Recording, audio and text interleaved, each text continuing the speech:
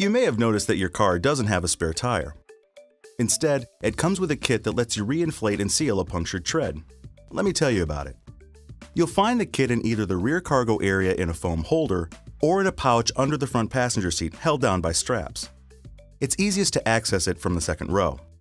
Just make sure the front passenger seat is all the way forward, then loosen the straps to get it out. You'll notice that the kit contains an air compressor to reinflate your tires, complete with a pressure gauge and a canister of sealing compound.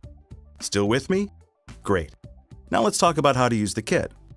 First, make sure your car is safely off the road and out of traffic, and that you've set your parking brake so that it won't move while you're fixing the tire.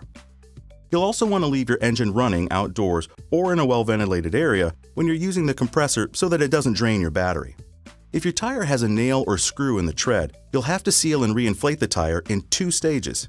Keep in mind, the kit won't work if your tire sidewall has been damaged, so you'll have to call for roadside assistance if that happens. First, you'll need to seal and reinflate the tire by using the sealing compound along with air from the compressor.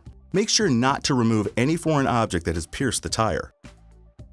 To use the sealing compound, fasten the connector on the striped hose to your tire valve by turning it clockwise. Then plug it into one of the 12-volt outlets in your vehicle. Push down and turn the dial to the sealant position. Press the on button and inflate the tire to the pressure listed on the tire label on the inside of your door. Keep in mind, while the sealant is being pumped into your tire, you'll see an increase in your pressure reading. Don't worry, this is normal, and once all the sealant has been pumped into the tire, the pressure reading will drop. Continue filling the tire with air from the compressor until the pressure gauge reaches your target pressure. Then turn the compressor off and read the gauge.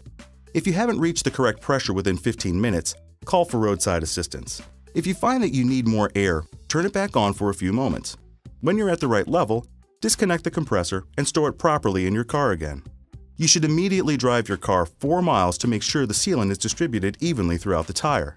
If anything seems unusual while you're driving, pull off the road and call for roadside assistance. Okay, ready for stage 2? After you've driven the 4 miles, stop and check your tire pressure again by connecting the black hose to your tire valve stem and reading the gauge on the kit.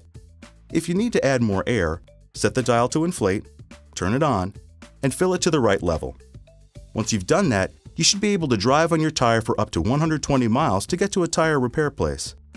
However, you must get a proper tire repair or replacement as soon as possible, as the one you've done is only a temporary fix. Remember, the sealant cartridge and stripe tube can only be used once, but your compressor may be used over and over. So you'll need to disconnect the sealant cartridge and the striped hose from the compressor and place them in a bag. Be careful, they may be sticky. Oh, and once you've used sealant in your tires, your tire pressure monitoring sensor and the valve stem on the wheel have to be replaced.